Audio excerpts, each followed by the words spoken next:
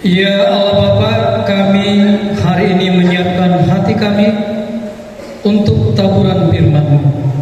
Berfirmanlah, pakailah hamba menjadi saluran berkat-Mu. Dalam nama Tuhan Yesus, haleluya, amin. Karena itu buanglah segala kejahatan, segala tipu muslihat, dan segala macam kemunafikan, kedengkian dan fitnah. Dan jadilah sama seperti bayi yang baru lahir, yang selalu ingin air susu yang murni dan yang rohani, supaya olehnya kamu bertumbuh dan meroleh keselamatan. Hancurkan perusak iman, hancurkan perusak kehidupan rohani kita. Kalau sudah dihancurkan berarti apa? Gak bisa lagi kita mengambilnya. Makanya saya pakai kata di firman Tuhan ini dikatakan buanglah, tetapi saya berkata hancurkanlah. Kalau dihancurkan berarti tidak ada lagi kesempatan untuk mengambil itu menjadi utuh di dalam diri kita, karena sudah berantakan. Di dalam Kristus kita sebagai pribadi dan gereja harus bertumbuh. Amin. Tetapi di dalam pertumbuhan ini ada gangguan-gangguan yang menghambat kita, yang merusak kerohanian, yang merusak iman kita. Gangguan-gangguan perusak iman ini adalah sampah rohani. Sampah rohani adalah segala sesuatu yang menghambat dan merusak, bahkan membunuh iman kita atau kehidupan rohani kita sebagai orang percaya, sebagai jemaat, sebagai gereja Tuhan. Sampah rohani itu membuat iman kita rusak, membuat iman kita menjadi runtuh, bahkan mati. Sampai itu sesuatu yang tidak diperlukan lagi. Sampai itu adalah sesuatu yang mengganggu hidup kita, yang mengganggu dan memberikan aroma yang tidak enak, bau busuk. Amin. Jemaat Tuhan, kalau ada sampah di rumah kita nggak dibuang-buang, baunya menyebar, bahkan tidur pun kita nggak bisa tenang, nyenyak. Karena apa? Bau itu menyengat, tetapi bukan bau yang harum. Sebab bagi Allah, kami adalah bau harum dari Kristus di tengah-tengah mereka yang diselamatkan dan di antara mereka yang binasa. Perhatikan jemaat Tuhan, firman Tuhan ini berkata kepada kita, kita yang sudah ditebus di dalam Kristus, yang sudah diselamatkan menjadi jemaatnya Tuhan, gereja Tuhan, baik sucinya Allah. Kebenaran firman Tuhan ini memberikan kesadaran kepada kita, kita adalah bau harum Kristus di hadapan Allah. Kalau kita tetap memelihara sampah rohani, berarti identitas kita sudah tenggelam, kabur.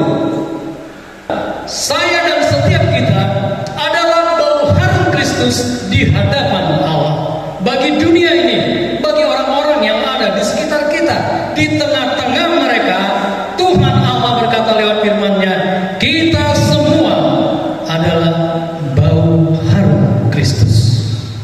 Amin. Oleh sebab itu, kalau kita bau harum Kristus, itu artinya apa? Dari dalam keluar keharuman yang dikerjakan Allah di dalam kehidupan kita. Sehingga apa? Kita ini menjadi orang-orang yang menyebarkan keharuman Kristus, menjadi berkat bagi orang lain. Karena status kita ini, maka firman Tuhan ini berkata, buanglah. Amin. Apa yang dibuang? Yang dibuang adalah sampah rohani. Hidup kita tetap berharga di hadapan Tuhan, tapi keberhargaan kita, kalau kita tetap pelihara sampah rohani, maka keharuman Kristus itu tidak memancar, tidak menebar, tersebar dan bisa dinikmati oleh orang lain. Berarti kita jadi batu sandungan bagi orang lain. Jemaat Tuhan yang terkasih, kalau dikatakan buanglah kejahatan, buanglah hal-hal yang menyakiti, melukai hati Allah. Apa yang melukai hati Allah? Berarti banyak hal. Amin. Jadi kalau dibuang kejahatan berarti apa? Kita tidak lagi hidup menyakiti hati Allah. menduakan Allah, dan itu juga berdampak ya tidak lagi menyakiti hati orang. Kemudian segala tipu muslihat, yaitu perbuatan perkataan yang tidak jujur, bohong palsu yang menyesatkan, dan itu kecenderungannya adalah untuk kepentingan kita tapi merugikan orang lain. Kemudian yang selanjutnya, segala macam kemunafikan. Kemunafikan, ketidaktulusan, kepura-puraan, bersandiwara yang bisa mengelabui hati orang banyak, pandangan orang, tetapi kita sebenarnya punya motivasi yang berbeda dari apa yang kita lakukan. Amin. Ini merusak iman kita. Ini merusak iman orang lain. Dimanapun kita berada, kita akan rusak di dalam kehidupan rohani kita. Tidak peduli di mana kita. Amin. Bahkan di gereja sekalipun, kalau kita masih memelihara hal seperti ini, kita akan mengalami kerugian. Rohani kita tidak sehat. Rohani kita menjadi kacau. Amin. Kalau sudah kacau, semuanya hilang. Damai sejahtera sukacita hilang. Oleh sebab itu ingat, kita ini bau harum Kristus. Jangan lagi pelihara, buanglah itu hal-hal sampah rohani yang berbau tidak enak itu. Pelihara bau yang harum itu. Amin. Hidup di dalam kebenaran, beritakan Injil, jadi berkat bagi orang lain. Inilah keharuman Kristus. Yang selanjutnya, kedengkian. Sifat tidak suka melihat orang lain maju, berhasil atau diberkati. Tuhan berkata, jemaat Gereja Baptis Liman Munson, buang ini, hancurkan supaya tidak kembali lagi ke dalam hidup kita. Dan fitnah, kata-kata bohong atau buruk yang kita katakan tentang orang lain di belakang dengan tujuan menjatuhkan, mencela, mencemarkan orang itu, orang lain. Amin. Fitnah artinya kita bercerita tentang orang lain, tetapi dengan maksud supaya orang lain ini memiliki konsep pemandangan penilaian yang buruk tentang orang yang kita ceritakan. Padahal faktanya tidak demikian. Amin. Ini namanya fitnah. Menyampaikan sesuatu yang tidak benar, tetapi meyakinkan orang lain kalau orang tersebut ya seperti itu. Merusak iman orang, merusak iman kita, merusak kerohanian kita. Memang di sini dicatat ada beberapa sampah rohani, tetapi sebenarnya sampah rohani itu semua hal. Amin. Iri, dengki, kebencian, fitnah, pesta pora, kesombongan, kecongkakan, itu adalah sampah rohani. Tidak dibutuhkan di dalam kehidupan kita, dan itu tidak bermanfaat menumbuh kembangkan kerohanian kita sehingga kita menjadi orang-orang yang berbuah di dalam hidup ini. Nah, pertanyaan saya, dari mana kita beroleh kekuatan? Mampukah kita membuang itu dengan kekuatan kita sendiri? Bisa nggak kita membuang itu dari dalam kehidupan kita? Pertanyaan ini dijawab, bisa. Dan jadilah sama seperti bayi yang baru lahir, yang selalu ingin air susu yang murni dan yang rohani, supaya olehnya kamu bertumbuh dan beroleh keselamatan. Perhatikan jemaat Tuhan, untuk membuang, untuk menghancurkan sampah-sampah rohani di dalam kehidupan kita atau dari dalam hidup kita, maka kita harus memiliki yang saya sebut spirit ilahi, semangat ilahi. Perhatikan, yang selalu ingin air susu yang murni dan yang rohani. Yang selalu ingin berarti apa? Kerinduan itu selalu ada, membara di dalam hati kita. Air susu yang murni dan yang rohani itu berbicara tentang firman Tuhan, kebenaran. Amin. Kalau tidak ada firman di dalam hati kita, kita nggak bisa membuat itu. Amin. Kalau firman tidak tinggal di dalam diri kita, tidak tertanam di dalam diri kita, apa kekuatan kita membuang sampah rohani? Sampah rohani itu tidak sama dengan sampah di rumah kita. Kita ambil, kita buang, kita bakar, enggak. Yang rohani harus dilawan dengan hal yang rohani. Ketika Yesus digoda, dia menjawab iblis dengan apa? Beginilah firman Tuhan. Beginilah firman Tuhan. Demikianlah firman Tuhan. Amin. Lawan segala bentuk pengerusakan iman kita dengan firman Tuhan. Amin. Kalau dengan kita sendiri nggak bisa, mengenal. Penting nggak beribadah? Penting. Pentingkah melayani? Penting tidak? Penting. Tapi saya mau tanya, beribadah melayani bisa nggak membuang sampah rohani? Tidak bisa. Itu kegiatan di luar sebagai wujud kerinduan kita kepada Allah, menyembah Allah. Tetapi itu harus ada dari dalam. Spirit ilahi, semangat yang terus-menerus ada di dalam diri kita untuk merindukan, menikmati firman Tuhan, menikmati kebersamaan dengan Tuhan. Ini yang harus kita bangun namanya. Dengan apakah seorang muda mempertahankan hidupnya bersih? Artinya tidak kotor. Dengan apa? Dengan menjaganya sesuai dengan firman-Mu. Artinya apa? Yang menjaga rohani kita, yang menjaga supaya bau harum Kristus itu tetap memancar, menebar dari dalam kehidupan kita, itu hanya firman Tuhan. Firman Tuhan yang bagaimana? Yang tinggal di hati kita, bukan yang kita tahu. Tahu itu perlu, penting. Tapi kalau tidak tinggal, tidak tertanam, kita nggak bisa melawannya. Oke, saya bacakan dulu Yakobus 1 ayat 21. Sebab itu buanglah segala sesuatu yang kotor dan kejahatan yang begitu banyak itu, dan terimalah dengan lemah lembut firman yang tertanam di dalam hatimu, yang apa? Yang berkuasa menyelamatkan jiwamu. Jiwa kita, hidup kita, kerohanian kita akan terselamatkan dari pembusukan sampah-sampah rohani. Kalau kita mengapain namanya? Kalau apa? Kalau firman itu tertanam di hati kita, kita terima dengan lemah lembut.